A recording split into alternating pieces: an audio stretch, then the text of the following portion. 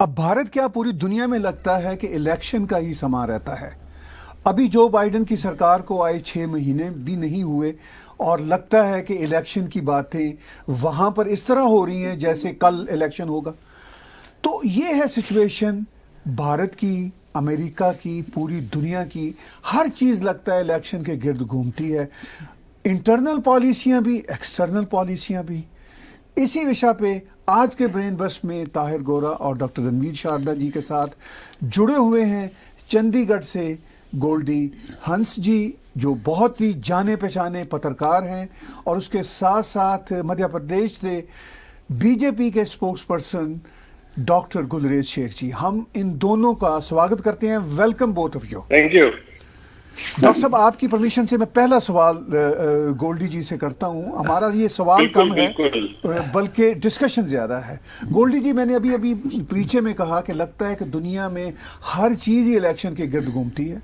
अब 2021 है, अभी इतनी बड़ी बड़ी स्टेट्स के इलेक्शन हुए और अब 2022 में यूपी, जो बड़ी ही स्टेक होल्डर स्टेक है, उसका इलेक्शन आ रहा है और स्टेटों के आ रहे हैं। और फिर भारत की जो पॉलिटिकल सिचुएशन है वो भी बहुत उथल पुथल में रहती है। आप कैसे बातचीत का आगाज़ करेंगे? फिर मैं डॉक्टर गुलरेज और डॉक्टर रणवीर शारदा जी को लेता हूँ। सर, जो आपने अभी कहा कि इलेक्शन का माहौल रहता है, तो उसी में सबसे मेन चीज आप देख लीजिए कि कोविड पीक में था, तब भी हमारी कंट्री में इलेक्शन करवाए गए। खासकर आप देख सकते हैं जैसे वेस्ट बंगाल में, और कैसे सारी मतलब पूरा अमला वहां पे लगा हुआ था उस इलेक्शन के लिए। तो इससे आप अंदाजा लगा सकते हैं कि हिंदुस्तान के लिए या हिंदुस्तान के पॉलिटिशियंस के लिए इलेक्शन कितना इम्पोर्टेंट है, पहली चीज। दूसरी चीज, जो इलेक्शंस हैं, इलेक्शंस हमारे यहाँ पे ज्यादा ट्रेंड हो गया है कि कैडर वोट्स तैयार हो गई हैं, लोगों के फॉलोअर्स बढ़ गए हैं, लोगों के नैरेटिव सेट हो गए हैं, जिस वजह से लोग उनको फॉलो करने लग गए हैं, लोग उनको चाहने लग गए हैं। जैसे कि मतलब आप देखेंगे कि नरेंद्र मोदी जी के चाहने वाले बहुत पिछले 10 साल में बहुत बड़े हैं। इसी तरह से दूसरे अगर किसी और कैंडिडेट की, अगर राहुल गांधी जी की बात करें, तो उनका ग्राफ पहले गिरा, थोड़ा फिर बढ़ना शुरू हुआ। तो ये सारा जो तांता ऑलमोस्ट लगा रहता है, वो इलेक्शन पॉइंट ऑफ व्यू से चलता है। डॉक्टर साहब, आप डॉक्टर गुलरेज शेख जी को कैसे बीच में लाएंगे? मैं सबसे पहले डॉक्टर गुलरेज शेख जी और गोल्डी हंस जी का स्वागत करता हूं ब्रेन बस डॉक्टर शारदा के प्रोग्राम में। और हमारे रहम करता हमारे सीओ जी ताहिर साहब का भी बहुत बहुत धन्यवाद करता हूं कि जब मैं कोई गेस्ट कहता हूं तो वो उन्होंने आज तक कभी ना नहीं की। उन्होंने कहा जी मोस्ट वेलकम। बड़ी खुशी की बात है कि गोल्डी साहब के साथ पहली बार बातचीत हो रही है। डॉक्टर साहब, मैं आपसे ये पूछना चाहता हूं कि इलेक्शन तो अभी फरवरी मार्च में होने हैं, और हम इलेक्शन की जो असली बात है वो तो करेंगे जनवरी के महीने में। लेकिन आज बात करेंगे कि जो पॉलिटिकल पार्टीज़ हैं उनका क्या स्टेटस है। इसमें कोई शक नहीं है कि हिंदुस्तान में बीजेपी का जो एम्फेसिस होता है वो एक शख्स के ऊपर होता है, और वो है मोदी जी। कांग्रेस का जो मेरे हिसाब से तो Congress is totally finished, and I don't think Congress has any stand in India, क्योंकि आउट ऑफ 29 स्टेट्स, 22 स्टेट्स में ताहिर साहब वो तीसरे चौथे नंबर पर हैं, और कोई भी रीजनल पार्टी उनके साथ अलायंस करने को तैयार नहीं। अच्छा, ये जो अलायंस हुआ वहाँ पर तमिलनाडु में जी, वो सिर्फ इसलिए हुआ कि तमिलनाडु के जो वहाँ पर स्टालिन जी हैं हेड, जी जी, वो ये चाहते थे कि मैं पावर में किसी तरीके से आ जाऊँ, और इसलिए उन्होंने उनको 25 सीटें दे दी। और वो जो वहाँ उन्होंने सीटें जीती हैं कांग्रेस ने, वो अपने सिर पे एक सीट भी नहीं है, वो सारी की सारी उस लहर में वो जीते हैं। यूपी में अखिलेश यादव ने कह दिया कि हम कांग्रेस के साथ किसी किस्म का भी कोई अलायंस नहीं करेंगे। अच्छा, इनको पता है कि एक केरला में कम्युनिस्टों के अगेंस्ट इलेक्शन लड़ रहे थे, वेस्ट बंगाल में इलेक्शन कम्युनिस्टों के साथ मिलकर लड़ रहे थे। मतलब कितना कंट्राडिक्शन है। कांग्रेस की जो सबसे बड़ी प्रॉब्लम है, डॉक्टर साहब मैं आपसे ये पूछना चाहूँगा कि सबसे बड़ी प्रॉब्लम ये है कि उनको ये पता ही नहीं उन्होंने क्या करना। they don't have. I mean, they don't think about the future. They only think about mother and son. Doctor साहब, वो आप कांग्रेस की प्रॉब्लम पूछ रहे हैं, डॉक्टर साहब से ज्यादा बीजेपी की नहीं प्रॉब्लम नहीं पूछे नहीं, ना। नहीं वो कांग्रेस की प्रॉब्लम जरा जी। ज्यादा बढ़िया बताएंगे, बीजेपी की बाद में जी डॉक्टर साहब बताइए फिर कैसे बात को आगे लेके चलते हैं। देखिए, एक बात है कि जो राइजिंग पार्टी होती है दुनिया में कहीं पर भी हो, वो सबको साथ लेकर चलती है, चाहे वह छोटे दल हो, चाहे रीजनल फोर्सेस हो, चाहे लोग हो, अलग अलग श्रेणी के लोग हो, वर्ग के लोग हो, उन सबको साथ लेकर चल सकती है। जो डिमिनिशिंग पार्टी होती है ना, वो हमेशा खतरनाक होती है, क्योंकि वो खुद तो इम्प्लोड होती है, परंतु इम्प्लोड होते होते कोशिश करती है कि एक्सप्लोड करे, चाहे उसका उसमें नुकसान हो लेकिन दूसरों का भी नुकसान हो। वही स्थिति परिस्थिति कांग्रेस पार्टी की भी है, और इसीलिए कोई उसको दूर से भी छूना नहीं चाहता। जहां तक राहुल गांधी जी की बात है, पहले एक बात चलती थी कि चलो Rahul Gandhi is a dump guy, let's dump him, Priyanka Vadra को लाएंगे, लेकिन प्रियंका वाड्रा तो उनसे भी ज्यादा गई बीती है। आप ये देखिए कि कुछ समय पहले, कुछ महीनों पहले जो उत्तर प्रदेश में बाई इलेक्शन हुए, उसमें कांग्रेस के जो कंटेंडर थे उनको 5-5% वोट मिला। उसके बावजूद भी प्रियंका रॉबर्ट वाड्रा केवल ट्वीट कर रही थी। मतलब 5% वोट मिलना, यह तो जो आजाद उम्मीदवार होता है जिसको निर्दलीय कहते हैं, निर्दलीय भी ले आता है, उतना कांग्रेस के यदि निशान पर मिलता है तो उनके लिए शर्म से डूब मरने की बात है। जहां तक दूसरा विषय है, कांग्रेस क्या है कि केवल परिवार चलता रहे, इसके लिए अपनी जड़ें खुद काटती है या उसमें एसिड डालती है। जैसे हम जिस प्रांत में हैं, मध्य प्रदेश के हैं, मध्य प्रदेश में ज्योतिरादित्य सिंधिया जैसे टैलेंटेड व्यक्ति को एक तरह से उन्होंने धक्के देकर बाहर निकाल दिया, उनको मजबूर कर दिया कि वो पार्टी छोड़ दें, क्योंकि उनके इतना ज्यादा जलील किया गया, पब्लिकली जलील किया गया, उनके छोटे छोटे से काम नहीं किए गए, उनको एक तरह से बिल्कुल पराया की तरह माना गया। उसी प्रकार से अभी आप देखिए राजस्थान में क्या हो रहा है, सचिन गहलोत की स्टोरी को देख लीजिए, और आप ये देखिए कि पॉलिटिक्स जो होती है ना, उसमें और दूसरी चीजों में भी कोई भी व्यक्ति जनसामान्य जो होता है उसके नजरिए से जो योद्धा होता है उसको पसंद करता है, ना कि रणछोड़ को जो पीठ दिखा के भाग जाए। राहुल गांधी जी को आप देखिए कि 2019 में जैसे ही वे अपनी अमेठी हारते हैं और बिल्कुल कांग्रेस क्रैश हो जाती है उनके लीडरशिप में, तो वो हट जाते हैं और हटते हैं, तो क्या होता है, आप हरियाणा से शुरू करें, मिस्टर तंवर उनकी टीम के थे, तथाकथित युवा थे, उनकी क्या हालत हुई सब जानते हैं। फिर आप मध्य प्रदेश में देखिए ज्योतिरादित्य सिंधिया को कमलनाथ ने और दिग्विजय सिंह ने क्या किया, आप देख रहे हैं। वहीं पर छत्तीसगढ़ में जो पायलट है सचिन पायलट, उनके साथ अशोक गहलोत क्या कर रहे हैं ये सब जानते हैं। देवड़ा साहब जो है महाराष्ट्र में, मुंबई में, उनको कोई पुस्ताने हाल नहीं बचा है। तो आप ये देखिए एक एक करके जो कार्ड है ना वो सब गिरते जा रहे हैं, क्योंकि जो कांग्रेस पार्टी है ना वो परिवार सेंट्रिक है, और जब वो फैमिली सेंट्रिक है तो फैमिली में कोई भी कैसा भी पैदा हो जाए उसको आगे ले जाना है, राहुल गांधी हो, वाड्रा हो, यही प्रॉब्लम है। और इसके अलावा सबसे बड़ी प्रॉब्लम दूसरी ये भी है कि कांग्रेस पार्टी के पास कोई विचार नहीं है, कोई विचारधारा नहीं है। अभी शारदा जी ने भी कहा कि आप दक्षिण भारत के केरल प्रांत में चुनाव लड़ते हैं कम्युनिस्टों के खिलाफ, और वही पश्चिम बंगाल में जब पहुंचते हैं तो उनसे हाथ में हाथ मिला के चुनाव लड़ते हैं। उसका परिणाम स्वरूप क्या होता है, दोनों को 0 सीटें आती हैं। तो ये होता है जब आप विचार शून्य भी हो, आप कर्तव्य शून्य भी हो, जब आप ग्राउंड रियलिटी से बहुत परे हो, तो यही स्थिति परिस्थिति कांग्रेस पार्टी की। आप देखिए हेमंत बिस्व शर्मा जैसा बड़ा नेता जो एक ऑर्गेनाइजर था, बेसिकली ऑर्गेनाइजेशन बनाने वाला व्यक्ति था, लेकिन चूंकि उनके साथ कोई फैमिली नेम जो था वह जुड़ा हुआ नहीं था, तो उनको क्या समझा, कांग्रेस पार्टी के जो शहजादे राहुल गांधी से जब वो मिलने जाते हैं तो वो कुत्ता जो है उनका पीडी, वो पीडी से बात करते रहते हैं। हेमंत बिस्व शर्मा को इतना भी नहीं समझते कि वो उनको समय दें। मतलब हेमंत बिस्व शर्मा मिलने आए हैं तो वो कुत्ते से बात कर रहे हैं और हेमंत बिस्व शर्मा से बात नहीं कर रहे हैं। हेमंत शर्मा ने कांग्रेस को लात मारी,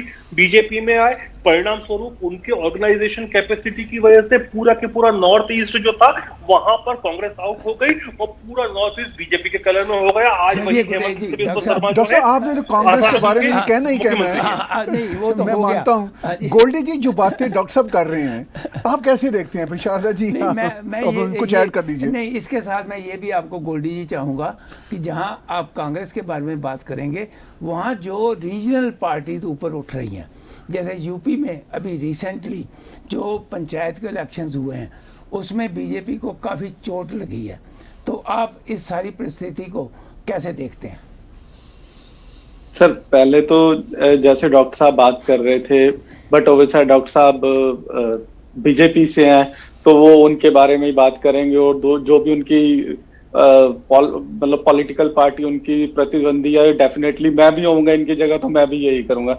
लेकिन ओवरऑल जो अगर आप पिछले 7 साल में जो वर्क देखेंगे बीजेपी में, अगर बीजेपी ने ग्रो किया तो उसके बहुत सारे रीजन रहे हैं। उसका पहला रीजन रहा है कि जो नरेंद्र मोदी और अमित शाह की जो जुगलबंदी थी वो बहुत कामयाब रही है। उसके बाद जो सेकंड चीज सबसे बड़ी रही है कि इनके बैकएंड पे जो शुरुआत जो इनको ब्रेक देके गया ना प्रशांत किशोर इनको सिखाया गया है कि राजनीति करते कैसे हैं। ये रियलिटी है कि बीजेपी तय उम्र ऋणी रहेगी प्रशांत किशोर की, क्योंकि प्रशांत किशोर ने इन्हें बताया है कि attack is the best defence. ये अगर चीज इन्होंने सीखी है तो वो उसी से सीखी, और उसी ने इनको बताया है कि कैसे दूसरी पार्टी पे वार किया जा सकता है, कैसे मतलब अगले दूसरी पार्टी के लोगों को या एक सॉफ्ट टारगेट को पकड़ के उसको निस्ते नाबूद किया जा सकता है, जैसे कि ये करते हैं या आईटी सेल इनका करता है। जैसे सर भी अभी कर रहे थे कि पर्टिकुलरली राहुल गांधी को या प्रियंका गांधी को या वाड्रा को, जो उनके सॉफ्ट टारगेट है, उन्हीं को हिट किया जा रहा था। अब ओवरऑल देखेंगे तो रीजन क्या रहा है बीजेपी के राइज करने का और कांग्रेस के डाउन जाने के? 2 रीजन है। पहली चीज, अगेन प्रशांत किशोर ने इनको बता दिया कि attack is the best defence. दूसरा, उसने इनको मूल मंत्र दे दिया कि पूरा जो सिस्टम है, सिस्टम में कहीं भी अगर आप पूरा देखेंगे ना, रिसर्च करेंगे तो पूरे इंडिया की आबादी 135 करोड़ के करीब है, तो उसमें से समवेयर अराउंड 79.8% या मोटा मोटा 80% के करीब आप लगा लें कि हिंदू वोट है या हिंदू एंड अदर्स वोट है। जो मुस्लिम वोट है वो तकरीबन 14 या 15% के करीब है।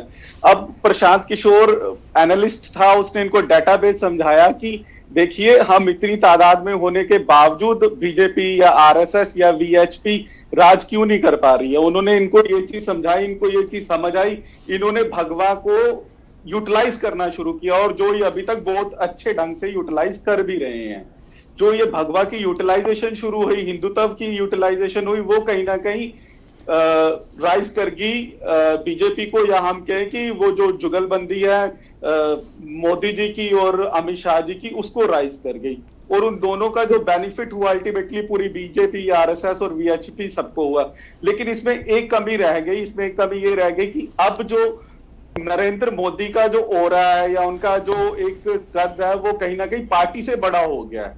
अब पार्टी इतनी इंपॉर्टेंस नहीं रखती है, अब तो केवल नरेंद्र मोदी इंपॉर्टेंस रखते हैं, और जो नरेंद्र मोदी की छवि है वो दिन प्रतिदिन बढ़ रही है, और ये कहीं ना कहीं बीजेपी के लिए आने वाले समय में या आने वाले इलेक्शन में घातक भी हो सकती है। और जो आपने कहा कि कुछ इलेक्शंस में जो यहाँ पे इलेक्शंस हुए हैं उनमें कहीं पे इनको चाहे एमएलए इलेक्शन है चाहे पंचायती इलेक्शन है, वहां पे इनको कहीं ना कहीं लॉस भी हुआ। तो वो लॉस होने का रीजन भी अगेन यही है कि हर टाइम आप किसी को भी आप मेरे को रोज दाल खिलाते रहेंगे या रोज पनीर खिलाते रहेंगे या रोज चिकन खिलाते रहेंगे तो मैं भी उससे उब जाऊंगा। जो आईटी सेल बीजेपी कर रहा है या बीजेपी कर रही है, वो हिंदुत्व बेच रही है, भगवा बेच रही है, और सिर्फ राहुल गांधी को टारगेट किया जा रहा है, पर्टिकुलरली एकदम मतलब सेंटर्ड मोड में आके सिर्फ उसी को टारगेट किया जा रहा है। वो तो आपने जैसे डॉक्टर शारदा ने बताया कि ये इस टाइम पे कांग्रेस ऐसी पार्टी है कि कोई इसको मुंह भी नहीं लगाना चाहता, कोई इनके साथ जुड़ना भी नहीं चाहता, चौथे या 5वें नंबर पे घूम रही है। तो ऐसे लोगों को आप क्यों हिट कर रहे हो? लोगों को ये समझ आ गया कि इनका आइडिया है कि आपको डाइवर्ट करके रखेंगे, आपका दिमाग उधर घुमा के रखेंगे। ये कभी नहीं बताएंगे कि हम कर क्या रहे हैं, हम कैसे करेंगे, क्या करके लाएंगे, कैसे पेट्रोल के दाम कम करेंगे, कैसे सरसों के तेल के दाम कम करेंगे, कैसे लोगों का जो जीवन शैली है उसको इजी करने की कोशिश करेंगे। ये कभी डिस्कशन नहीं होगी। आप देख लीजिएगा पिछले 7 साल में, आप एनालिसिस करके देख लीजिए, हमेशा सिर्फ राहुल गांधी, प्रियंका गांधी, वाड्रा यही चलेगा। फिर उसके बाद अगर उससे भर जाएंगे तो फिर हिंदुत्व, भगवा, हिंदुइज्म, अगेंस्ट मुस्लिम, ये चीजें चलनी शुरू हो जाती हैं। गोल्डी जी, लेकिन ये तो पूरी दुनिया की पॉलिटिक्स में होता है, जो सॉफ्ट टारगेट्स होते हैं वही होते हैं। अगर कांग्रेस के भी हाथ सॉफ्ट टारगेट्स लगेंगे तो वो भी यही करेंगे। डॉक्टर साहब, आप कुछ कहना चाह रहे हैं? डॉक्टर शारदा जी, आप बात को कैसे आगे लेकर चलते? मैं सिर्फ ये पूछना चाहता हूँ कि कांग्रेस को छोड़ दीजिए। Congress is finished at this moment. Congress has no importance except in Punjab, क्योंकि गोल्डी साहब चंडीगढ़ में बैठे हुए हैं, उनसे फिर आगे चल के बात करेंगे कि कांग्रेस जो है, जो 117 में 80 सीटें लेके आई थी पंजाब में, वहां भी अब कांग्रेस की हालत जो है अपनी लड़ाई में, आपस की लड़ाई में डामाडोल है। तो मैं गुरडेज साहब से ये पूछना चाहता हूँ कि गुरडेज साहब देखिए, डेमोक्रेसी में कभी कोई एक पार्टी परमानेंट रूल नहीं करती। वो डिक्टेटरशिप भी दुनिया में कभी एक नहीं रहता, वो भी खत्म हो जाते हैं।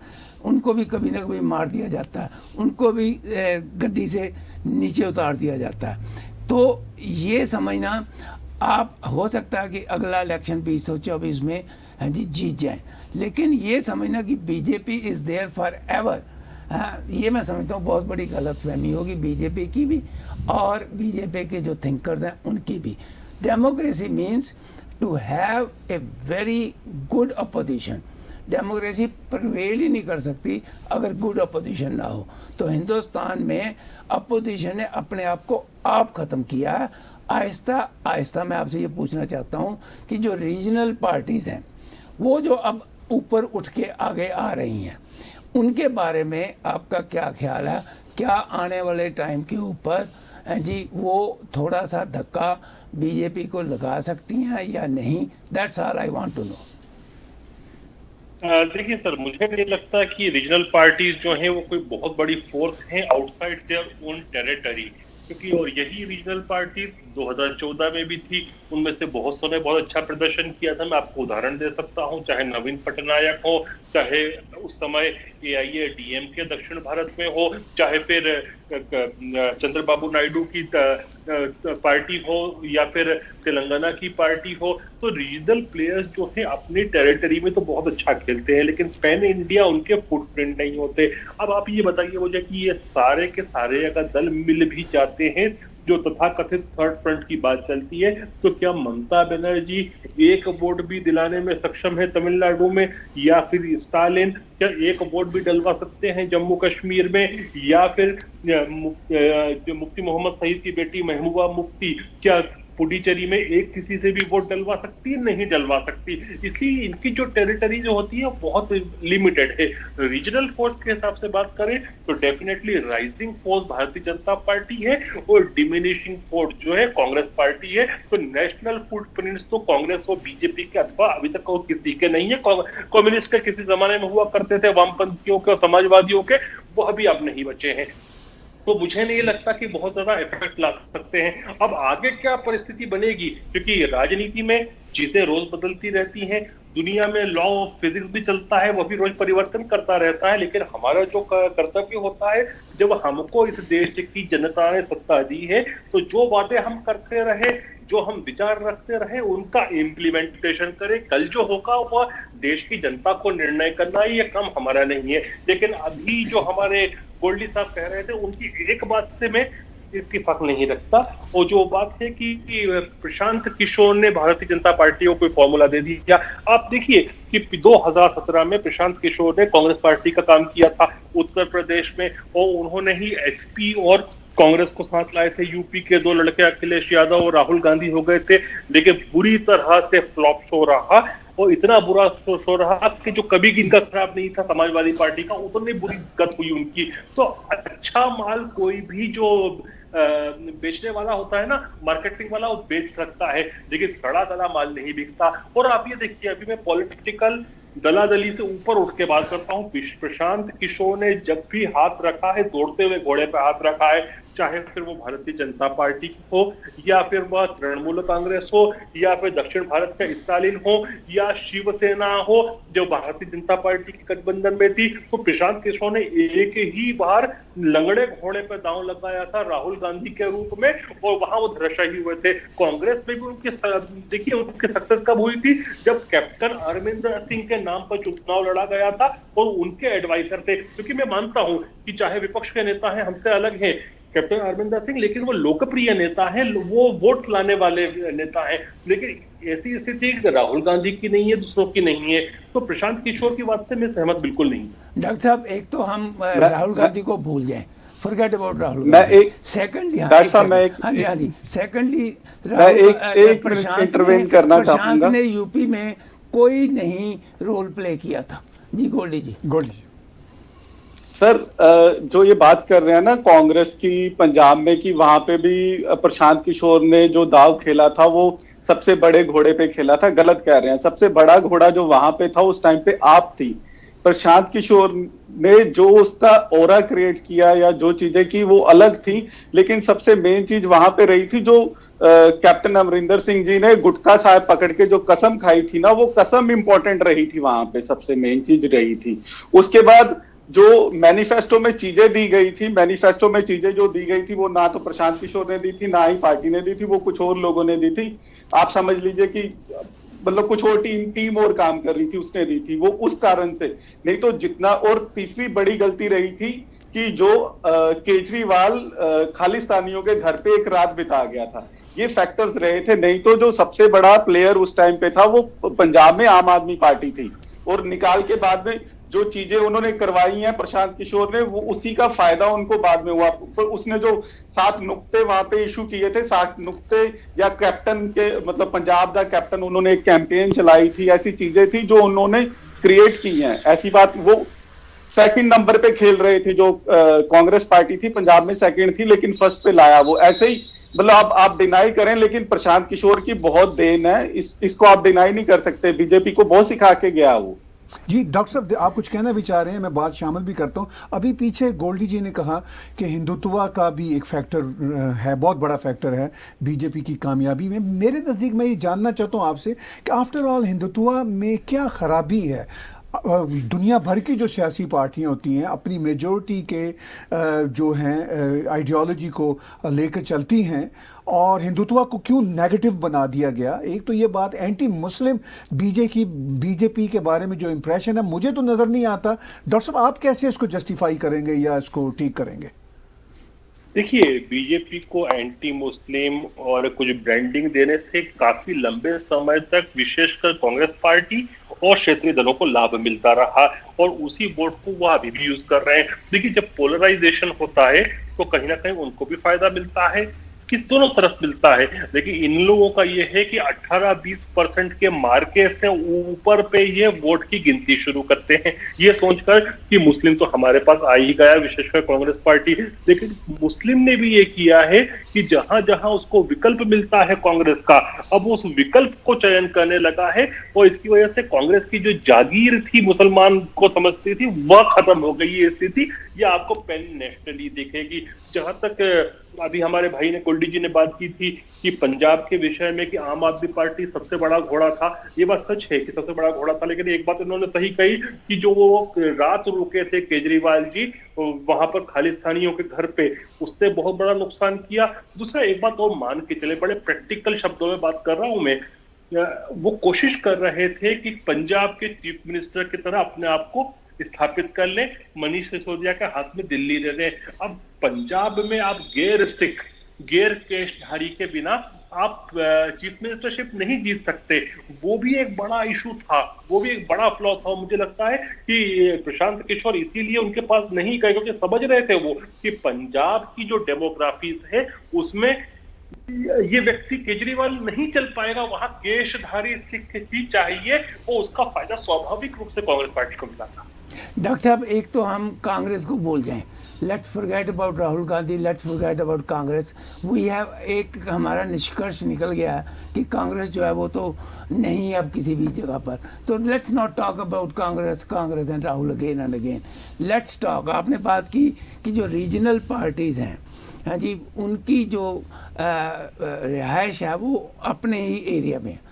रीजनल पार्टी का मतलब ही ये होता है कि वो अपने ही एरिया में मजबूत हों, दैट्स नंबर 1। जहाँ तक ताल्लुक है, आपने मुफ्ती का नाम लिया, किसी और का उस स्टेट में वो ले सकते हैं वोट या नहीं, वो भी कोई मतलब नहीं रखता, क्योंकि ये सब स्पेंट फोर्सेस हैं। अब मुफ्ती भी स्पेंट फोर्सेस है जी, उनके बारे में भी बात करना कोई इट डजंट मीन एनीथिंग। जितने जम्मू कश्मीर के पुराने लुटेरे हैं वो तो लुटेरे हैं, वो दुनिया जानती है उनको। It has no meaning. Meaning ये है कि अभी जो यूपी में रिसेंटली इलेक्शन हुए हैं जी, ये भी मैं मानता हूँ, आपके साथ एग्री करता हूँ कि ये जो पॉलिटिकल पार्टीज अगर एमपी अपना ले भी आए जी मजबूत, आज से 5-10 साल के बाद मेजॉरिटी भी अगर हो जाए रीजनल पार्टी की, they will not be able to perhaps even agree on 1% to be a prime minister. That's number 1। अगर अग्री भी हो गए तो वो गवर्नमेंट नहीं ज़्यादा देर चलेगी। हमने इसका रिज़ल्ट 1977 में देखा, हमने इसका रिज़ल्ट बाद में भी देखा जी, चंद्रशेखर की सरकार में भी देखा, गोडा की सरकार में भी देखा, अपने और 2-3 प्राइम मिनिस्टर बने जी, उनके भी देखा। तो कोई ना कोई एक रास्ता तो निकलेगा ना, एक रास्ता निकलेगा। और आने वाले टाइम के ऊपर आज तो नहीं, मेरा ये मानना है कि 2024 में मोदी इतनी मेजॉरिटी से तो नहीं आएगा, लेकिन he will be the again prime minister 3rd time.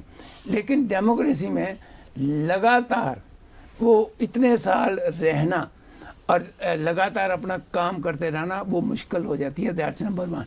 Tahir साहब ने कहा मुझे नहीं नज़र आता कि वहाँ पर बीजेपी जो है वो मुस्लिमों को अपने साथ नहीं लेती। मैं ये कह रहा हूँ कि एंटी मुस्लिम नहीं है, ये फर्क है। नहीं, एंटी मुस्लिम, देखिए रीज़न ये एंटी मुस्लिम मैं बताता हूँ। यूपी में आप समझते हैं वो एंटी मुस्लिम है?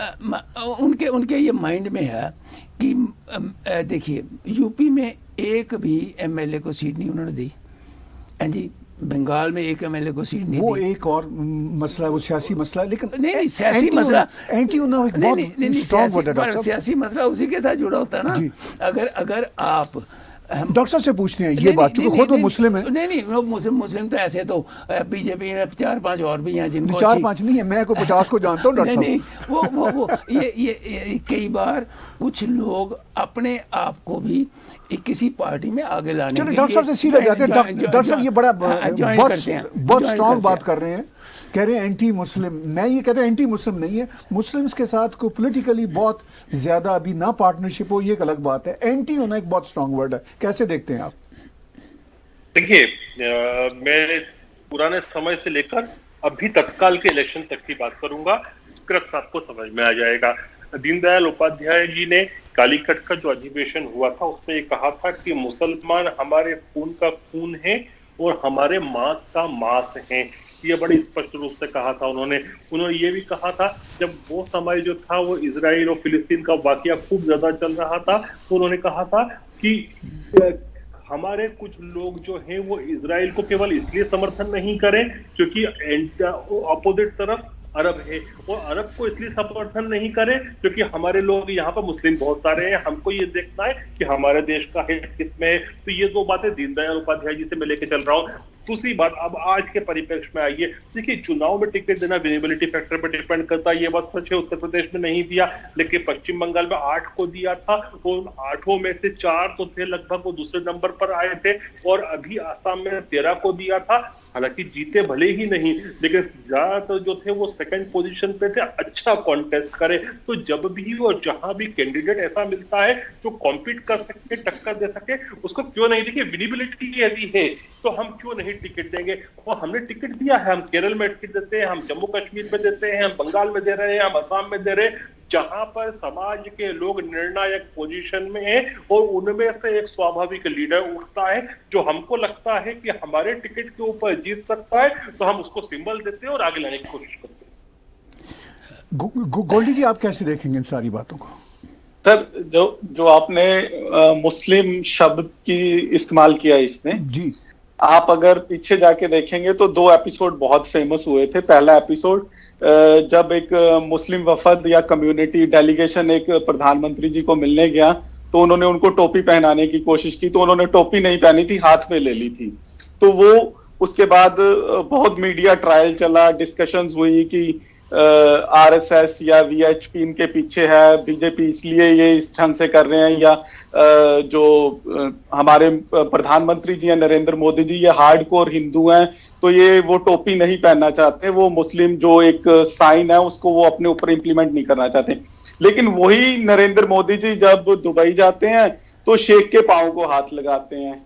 ये डबल स्टैंडर्ड्स हैं, वो हर चीज की यूटिलाइजेशन कर रहे हैं। आप देखें, अगर इंडिया में उन्हें पता है कि वो ड्राइव कर रहे हैं, वो गवर्न कर रहे हैं, तो मुस्लिम्स को उस हिसाब से ट्रीट कर रहे हैं। लेकिन जब वो बाहर जाते हैं, बाहर वो देखते हैं कि वो पावर में है, वो सुपर पावर्स हैं, तो हम उनके पांव छूते हैं। ये गलत है, ये सोच गलत है, पहली चीज।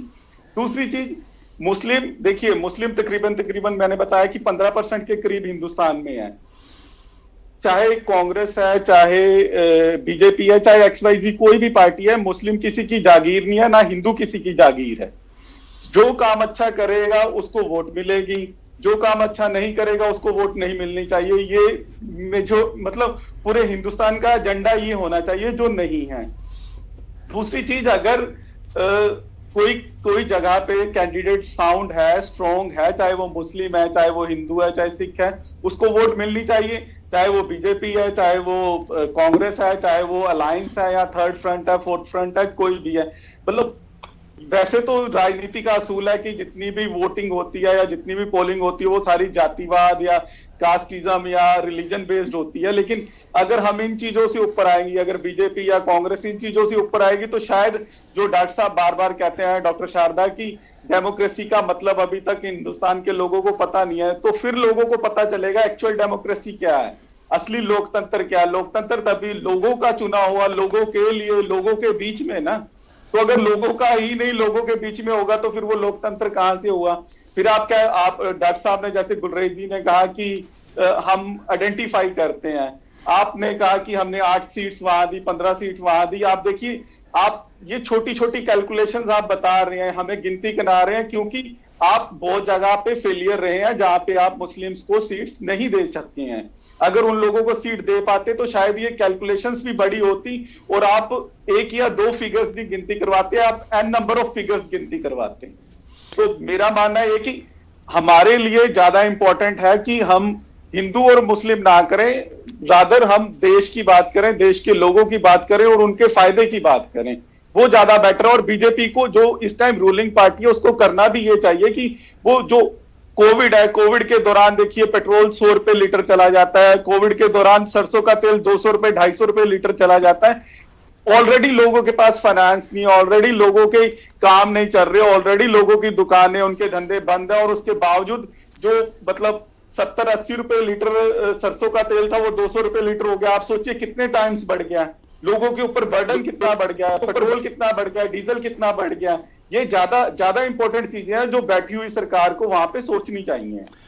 जी डॉक्टर साहब, आपको बीच में लेते हैं। एक क्वेश्चन, यहाँ पे क्वेश्चन नहीं है, मेरी कमेंट्री है, फिर डॉक्टर साहब आते हैं, फिर हम कुछ क्वेश्चन भी लेंगे दूसरों के, क्योंकि हम लाइव सुपर चैट में हैं।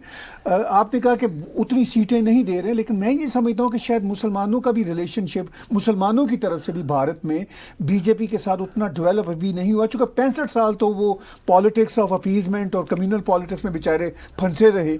अब वो भी रिलेक्टेंट होते हैं बीजेपी की सीटें लेने से कि भाई कहीं हम अपनी कम्युनिटी में ना हो जाए डिफेम। डॉक्टर साहब, इस बात को आप कैसे लेके चलेंगे? आपने ये बात ठीक कही नहीं, आप मुझसे पूछ रहे हैं ये बात? नहीं, डॉक्टर शारदा जी से एक मिनट आपसे भी लाएंगे। हाँ जी, ये बात आपने ठीक कही है कि मुस्लिम्स को बीजेपी के ऊपर कॉन्फिडेंस नहीं आया।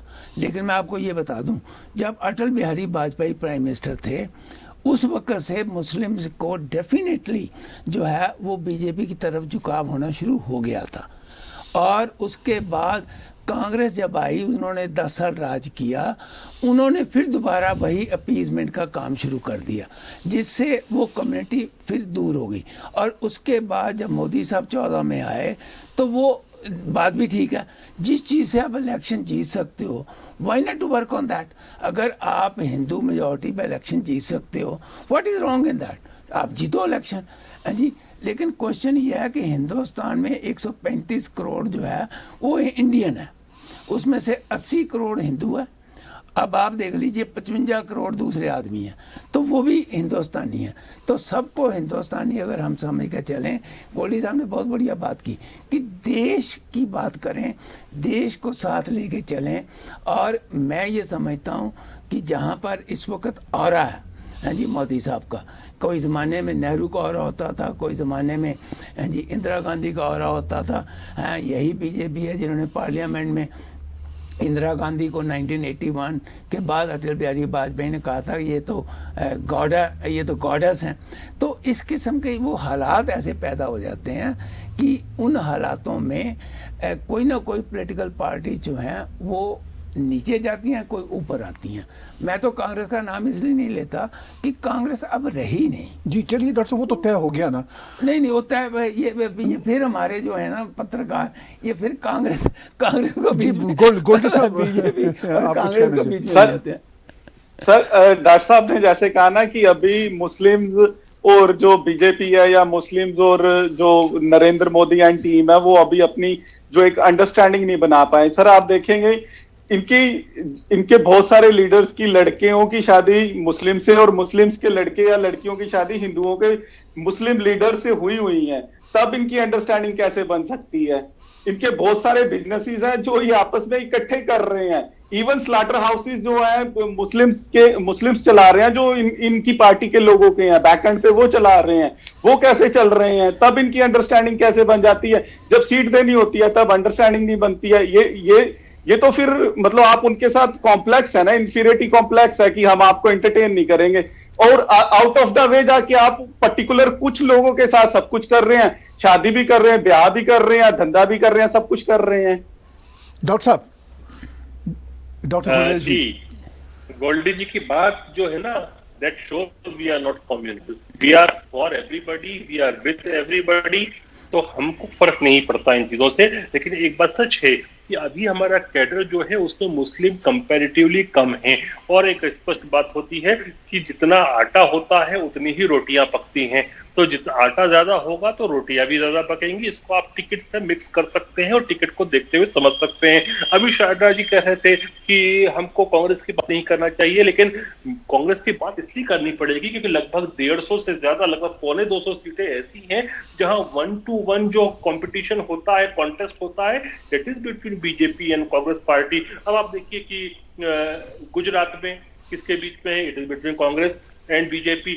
मध्य प्रदेश में वही स्थिति है, छत्तीसगढ़ में वही स्थिति है, राजस्थान में वही स्थिति है, महाराष्ट्र की बहुत सारी सीटें उसमें भी वही स्थिति है। तो आप कांग्रेस के विषय में, हम भी नहीं चाहते कि कांग्रेस के विषय में बात करें, हम तो चाहते हैं कि भारत मुक्त हो जाए कांग्रेस से। लेकिन जब कांग्रेस इतनी सीटों पर है, हालांकि उसका स्ट्राइक रेट जब बीजेपी के सामने होता है तो वो 99% कम होता है, मतलब 99% हमारा होता है, उनका 1% होता है। लेकिन फिर भी आप ये देखिए ना कि चूंकि उसकी पैन नेशनल फुटप्रिंट्स हैं और इतनी सारी 200 के लगभग सीटों पे 1 to 1 डायरेक्ट कॉन्टेस्ट है, तो कांग्रेस को के विषय में चर्चा तो करनी होगी। वो कांग्रेस शोर भी करती है, आप ये देखिए बहुत सारे काम करती है। जब हमारा डोकलाम का स्टैंड ऑफ हुआ था तब राहुल गांधी जी उनके जीजा जी को लेकर चाइनीज एनवॉय जो न्यू दिल्ली में थे उनसे मिलने चले गए। इनके खुद के प्रवक्ताओं ने बोला ऐसा नहीं हुआ, लेकिन जब चाइनीज वेबसाइट ने पिक्चर्स साझा कर दी तब इनको मानना पड़ा। अभी भी आप देखिए कि इनका कर्तव्य क्या रहा है, चाहे वैक्सीनेशन प्रोग्राम हो, चाहे चीन के साथ हमारी जो समस्या चल रही थी उस समय, चाहे हम पाकिस्तान के ऊपर एयर स्ट्राइक करें तो ये सबूत मांगते हैं। और जब ये सबूत मांगते हैं तो इंटरनेशनल मीडिया किसको कवर करता है? क्या आपको लगता है कि इंटरनेशनल मीडिया कि पिनाली विजयन को कवर करता है या स्टालिन को कवर करता है? नहीं करता। इंटरनेशनल मीडिया जो भारत का नाम खराब करता है वो कांग्रेस के जो शब्द होते हैं, कांग्रेस के जो शब्द से तीर चलते हैं, और कांग्रेस जो भारत में वो बीजेपी को टारगेट करती है, नरेंद्र मोदी जी को टारगेट करती है, उसको कवर करता है, तो उससे देश की रेपुटेशन खराब होती है। तो कांग्रेस के विषय में क्यों नहीं करें हम? आप ये बताइए, अभी टूल किट आया था, टूल किट में कांग्रेस ने क्या किया था कि देश को बर्बाद कर, देश को बदनाम किया जाए, मोदी वायरस का नाम लिया जाए, इंडिया वायरस का नाम लिया जाए, विदेशी मीडिया में चीजों को लाया जाए, प्रकाशित किया जाए। जो कि एंटी मोदी हो, लेकिन एंटी मोदी करो आप, एंटी मोदी करते करते आप एंटी इंडिया करने लगते हो, वहां हमारा पेट दुखता है। डॉक्टर साहब कुछ क्वेश्चन हमें आ रहे हैं, चूंकि आप दोनों बड़े ही हैवी वेट बोलने वाले हमारे साथी हैं। अब कुछ व्यूअर्स के क्वेश्चन भी लेते हैं जी। एक शेखर जी का है question, Congress appease Muslims okay is good but BJP can not appease Hindus why? Goldie ji ये क्वेश्चन मैं आपकी तरफ फेंकता हूँ। तो मैं पहले एक बार डॉक्टर साहब से डॉक्टर गुरदेव सिंह का ले लीजिए आंसर, फिर मैं आपको बताता हूँ। जी डॉक्टर साहब चलिए इस बात पे आप अपना आंसर दीजिए। क्वेश्चन ये था कि अगर कांग्रेस मुसलमानों को अपीज करे तो वो अच्छी बात है, और अगर बीजेपी हिंदुओं को अपीज करे तो ये अच्छी बात नहीं है, क्यों है ऐसा? नहीं, आप ये बताइए कि 3 तलाक पर जो हम कानून लाए उसमें 50% जनसंख्या जो मुस्लिम महिलाओं की है मुस्लिम आबादी में, तो उनके हित में काम किया, तो क्या वो अपीसमेंट था कि क्या कहेंगे आप उसको? जब नरेंद्र मोदी जी 5 करोड़ मुस्लिम बच्चों को, विशेषकर बच्चियों को पढ़ाने के लिए यदि स्कॉलरशिप देने की बात करते हैं, तो फिर उसको क्या आप मुस्लिम अपीसमेंट कहोगे? नहीं, अपीसमेंट नहीं है। देखिए हमारे जो मुद्दे हैं वह भारतीय जनसंघ के समय भी वही थे, आज भी वही है, उसमें कोई परिवर्तन नहीं आया है। और appeasement for none and development for all, सबका साथ, सबका विकास और सबका विश्वास, यही थीम है। इसी पर काम करना चाहिए, उसी पर काम कर रहे हैं, राष्ट्रहित इसी में होगा। जी गोल्डी जी आप इस क्वेश्चन को कैसे लेंगे? सर देखिए, सर ने जैसे कहा कि 3 तलाक, बिल्कुल इन्होंने बहुत अच्छा किया कि 3 तलाक आए हैं, लेकिन अब अगर आप बात करें कि आपको क्या लगता है हिंदुस्तान में केवल तलाक मुसलमानों के ही होते हैं, हिंदुओं के नहीं होते, सिख्स में नहीं होते, ईसाई में नहीं होते? आप उस चीज पे जाएं कि तलाक क्यों हो रहे हैं, पहली चीज। दूसरी चीज, जैसे सर ने कहा कि हमने 5 करोड़ बच्चियों के लिए एजुकेशन सिस्टम क्रिएट किया। सर ये गवर्नमेंट की लायबिलिटी है, गवर्नमेंट को ये करना है। गवर्नमेंट है किस लिए? सर गवर्नमेंट है हमारे लिए ना, टू सर्व अस, हमारे को सर्व करने के लिए। हम टैक्स क्यों पे करते हैं? हम अपना नेता चुन के क्यों पार्लियामेंट में भेजते हैं या असेंबली में भेजते हैं, लेजिस्लेटिव असेंबली में भेजते हैं? इसीलिए भेजते हैं ना कि वहां जाके लोग जो हमारी प्रॉब्लम्स हैं, हमारे इश्यूज हैं, जो शायद कहीं नीचे दब जाते हैं या रह जाते हैं, वो इश्यूज वहां जाके सॉर्ट आउट हों। क्वेश्चन ये है कि जब कांग्रेस मुसलमानों की अपीजमेंट करती थी या है अभी भी करती है या और करते हैं और पार्टियां, तो वो ठीक है। जब बीजेपी हिंदुओं की अपीजमेंट करेगी वो गलत है। इस पे क्या आप कहेंगे?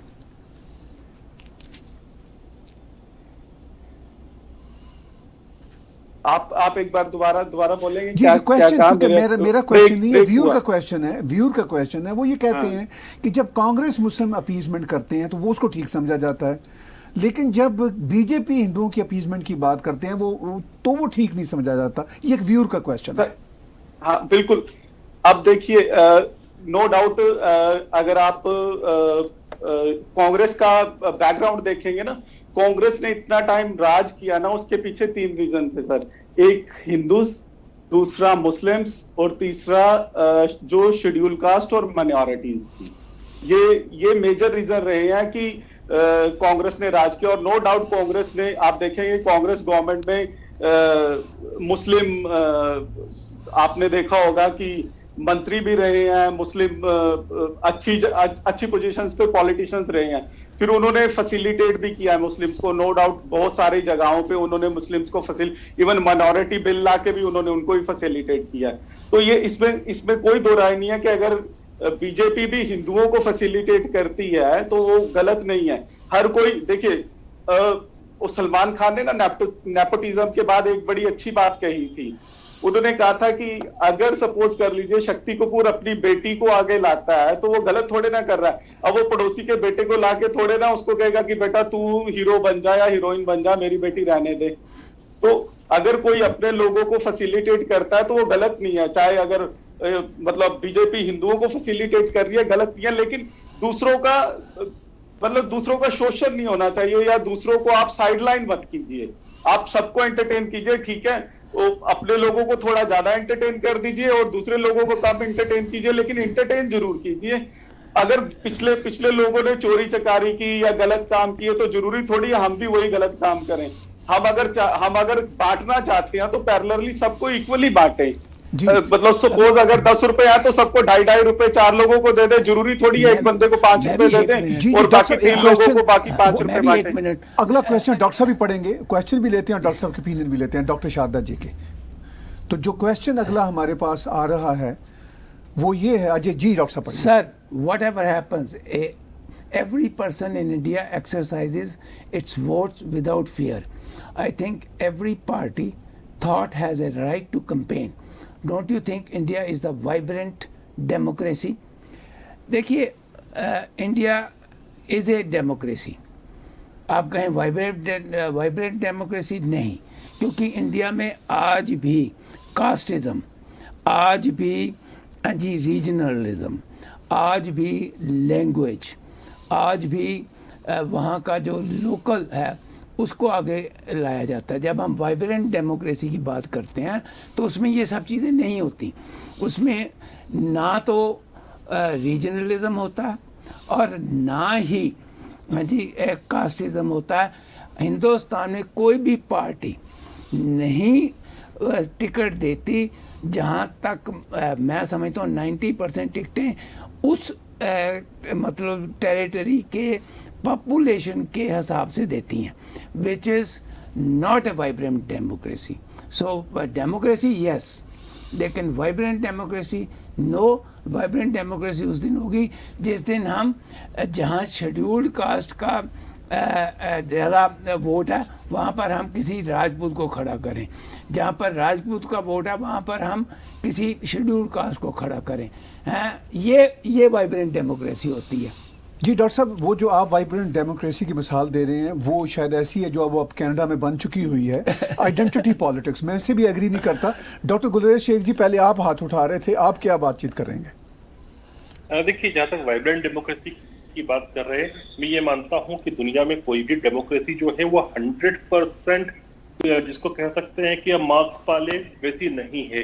कहीं ना कहीं कुछ कमियां हर डेमोक्रेसी में है। चाहे यूनाइटेड स्टेट्स की डेमोक्रेसी को हमने देखा, कितनी सारी समस्याएं थी। इजराइल की डेमोक्रेसी जो बिल्कुल भिन्न है, कि जिसमें एक कॉन्स्टिट्यूएंसी के रूप में वोट किया जाता है और फिर परसेंटेज के हिसाब से कैलकुलेट करके सीट अलॉट की जाती है नेसेट की, वह भी कोई आप ये नहीं कह सकते कि ये ही एक मानक हो सकती है। यदि आप कंपेयर करें ओवरऑल तो भारत की डेमोक्रेसी जो बहुत वाइब्रेंट है। क्यों वाइब्रेंट है? क्योंकि इतना बड़ा देश है जो हमेशा आप ये कहते हो साल भर ही चुनावों के मोड में रहता है, और वहां पर रीजनल प्लेयर्स भी हैं, नेशनल प्लेयर्स भी हैं, अलग अलग तरह के प्लेयर्स हैं।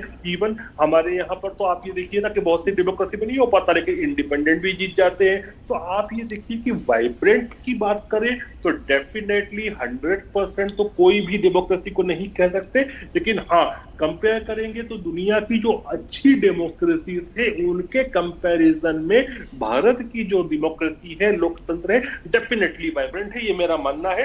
लेकिन 100% आप किसी को मार्क्स देने की बात करें तो दुनिया में आपको कहीं नहीं दे पाएंगे आज की तारीख। जी गोल्डी जी। सर, मैं डॉक्टर साहब को यही कहना चाहूंगा, चलिए हम कहते हैं 100 आउट ऑफ 100 ना मिले, लेकिन 100 आउट ऑफ 95 मिल जाए, 90 मिल जाए। मतलब जरूरी नहीं है कि हम ये सोच के चले कि यार 100 आउट ऑफ 100 नहीं मिल सकते। 50% तो पास मार्क्स हैं, 50% कर लें। हाँ, हम ये वो, हाँ, मैं वही सवाल रहेगा कि हम ये क्यों ना कोशिश करें कि अगर हम 100% वाइब्रेंट डेमोक्रेसी नहीं है, हम 100% सेटिस्फैक्टरी डेमोक्रेसी नहीं है, तो हम उसको आगे लेके जाएं। अगर आज हम 50% पे खड़े हैं, इसको 70 पे लेके जाएं, 80 पे लेके जाएं, 90 पे लेके जाएं। मेरे को लगता है ये ज्यादा बेटर होगा, रादर हम एक्सक्यूज दें कि हाँ हर जगह पे ऐसा नहीं। अमेरिका में तो सर, अमेरिका में तो बहुत कुछ होता है, वो फिर इंडिया में क्यों नहीं होता? वो भी इंडिया में करवाओ ना। मतलब हम उसकी अच्छाइयों को तो बोल देते हैं कि हाँ वो हम यहाँ पे नहीं ला सकते क्योंकि हमारे यहाँ पे आबादी बहुत ज्यादा है, हमारी पॉपुलेशन बहुत ज्यादा, हमारे यहाँ पे गरीबी बहुत ज्यादा है, हमारे यहाँ पे जातिवाद बहुत ज्यादा है। ऐसी हर एक्सक्यूज दे देते हैं हम। लेकिन जब उस बुराइयों की बात होती है तो हम फटाफट भाग के जाते हैं अमेरिका के पास। देखो जी, अमेरिका में भी नशा, हमारे यहाँ नशा है तो कौन सी बड़ी बात है? अमेरिका में भी गुर्बत है, गरीबी है, हमारे यहाँ पे गुर्बत है तो कौन सी बड़ी बात है? अच्छाइयां भी कंपेयर कीजिए ना आप उनके साथ। वो अच्छाइयां जो है उनकी बात करें कि हाँ जी ये अच्छाइयां हैं अमेरिका की और हम इनसे बेटर हैं। हाँ, हम स्टैच्यू ऑफ लिबर्टी से ऊपर वाला एक स्टैच्यू बना के, जो अभी तक किसी काम का नहीं चल लग रहा मेरे को, वो हम बना के, उसके अलावा हम कुछ नहीं कर पाए हैं। आप देखिए, मतलब अमेरिका के पास इस तरह के लड़ाकू विमान है जो खुद बना रहा है, और आज हम राफेल फ्रांस से खरीदने जा रहे हैं, इस पे आप बोलिए। हम खुद क्यों नहीं बना पा रहे हैं? हम अपना जहाज बनाए, अपने लड़ाकू बनाए, हम लोगों को बेचे। इतनी बड़ी मार्केट है जो ये राफेल्स या ऐसे लड़ाकू विमानों की या एमुनिशन की, तो इस तरह की मार्केट हम अपने यहाँ पे क्यों नहीं डेवलप करते हैं? अमेरिका की जो कमियां दिखा देते हैं, देखो जी अमेरिका में भी कमियां, अच्छाइयां भी दिखाओ और अच्छाइयों को कंपीट करें। ठीक है, दो आखिरी क्वेश्चन हमने लेने हैं डॉक्टर साहब की तरफ, डॉक्टर गुलरेज जी की तरफ आ रहे हैं। जी बताइए, कोई बात बताइए डॉक्टर साहब। देखिए, मैं चूंकि एक डिफेंस एनालिसिस का भी छात्र हूं, तो मैं आपको थोड़ा ये बताना चाहता हूं कि भारत ने बड़ा स्पष्ट कर दिया है कि 5th जनरेशन एयरक्राफ्ट हम नहीं लेंगे, हम इंडिजीनियसली ही बनाएंगे। ये एक बहुत बड़ी चीज है। वो हर साल जो लिस्ट आती है, जो नेगेटिव लिस्ट के, अब हम इन आइटम्स को इंपोर्ट नहीं करेंगे, उसमें साल दर साल हर 6-6 महीने में विस्तार होता जा रहा है। तो ये for general knowledge of viewers. जहां तक बात है कि आइडियल डेमोक्रेसी और वाइब्रेंट डेमोक्रेसी की, उसका मैं बताऊं तो देखिए, अगर पॉलिटिकल साइंस के छात्र के रूप में देखें तो सबसे बड़ी चीज होती है कि वोटिंग के माध्यम से बिना हिंसा के सत्ता का हस्तांतरण हो जाए। इसी को आइडियल डेमोक्रेसी आज के समय या वाइब्रेंट डेमोक्रेसी कह सकते हैं। वो भारत में आप देखिए हमेशा सत्ता का हस्तांतरण चाहे राज्य की इकाई में हो या केंद्र की इकाई में हो, बिना हिंसा के वोटिंग के माध्यम से होता है। इसीलिए मैं कहूंगा कि वाइब्रेंट डेमोक्रेसी है। इतनी वाइब्रेंसी कहीं और नहीं दिखती। जी डॉक्टर साहब, आखिरी सवाल व्यूअर का लेते हैं। डॉक्टर शारदा जी सवाल लेंगे, अपनी कमेंट्री भी देंगे ताकि हम हमारा टाइम। जी डॉक्टर साहब, क्या कहते हैं हमारे viewer? My Q is under Yogi ji biggest UP issues like mafia raj ended, extortion and ended law established, who is better option than Yogi ji? देखिए, ये तो जो वोटर होता है वही डिसाइड करता है कि who is better than Yogi जी। अगर योगी जी जिस तरीके से आपने कहा है वही होता तो पंचायत के इलेक्शन उनके गोरखपुर में जी वो अपने इलेक्शन ना हारते।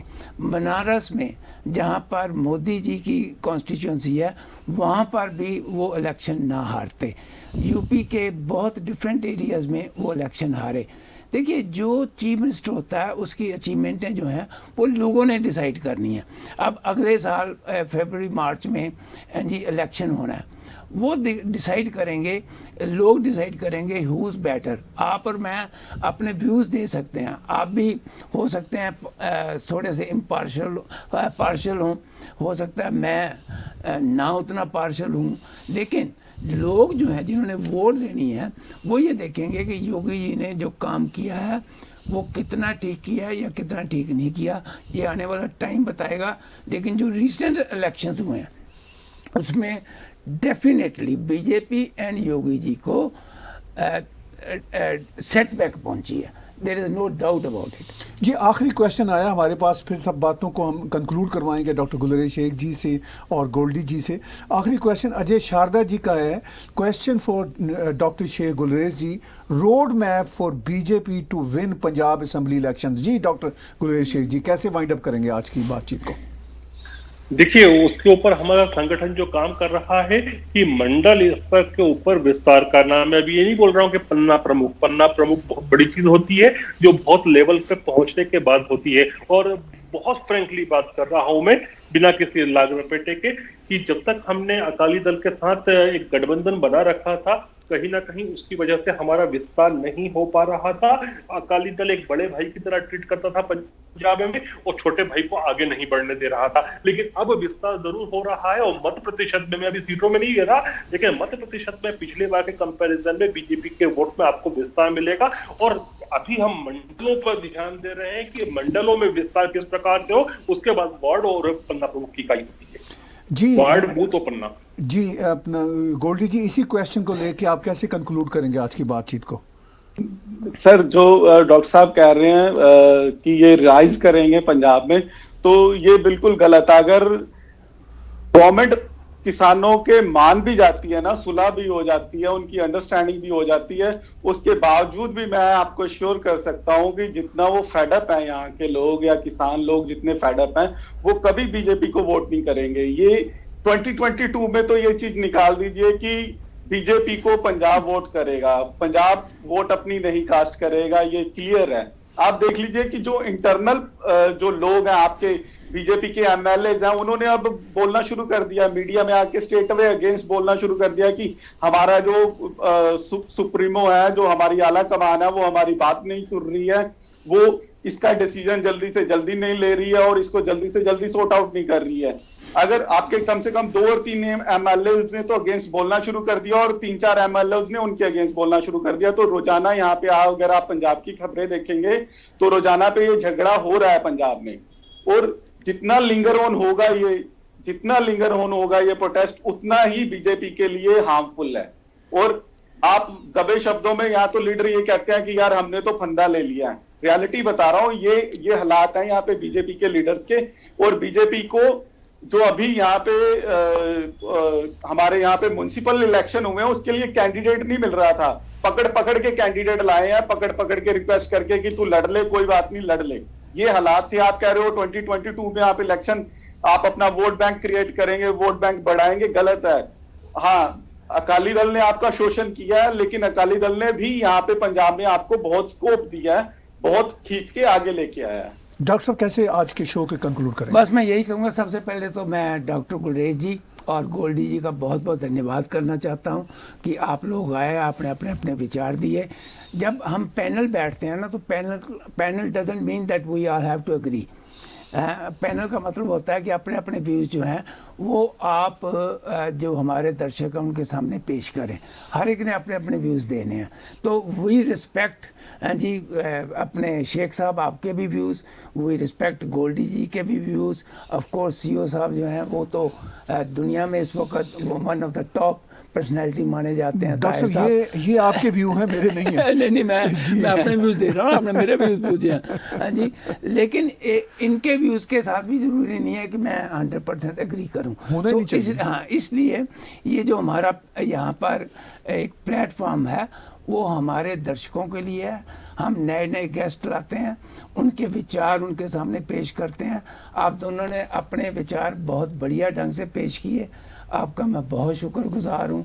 Thank you very much. Gulesh साहब, आप तो ताहिर साहब के साथ कई बार आते हैं, गोल्डी साहब पहली बार आए हैं और उम्मीद करते हैं आगे भी गोल्डी साहब के साथ हमारा ऐसा ही साथ रहेगा। आप दोनों का बहुत बहुत धन्यवाद। आने वाले फ्राइडे को फिर हम आपके साथ ज़रूर मुलाकात करेंगे।